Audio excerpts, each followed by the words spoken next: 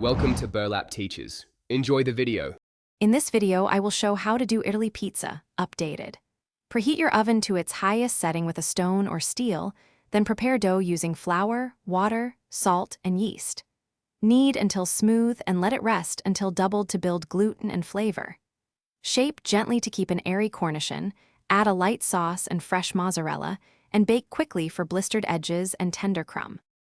Start with a 60% hydration ratio and choose 0-0 or bread flour for structure and softness. Cold ferment the dough in the fridge for 24 to 72 hours to deepen flavor and texture. When shaping, avoid degassing too much and stretch gently for a thin center and puffy cornichon.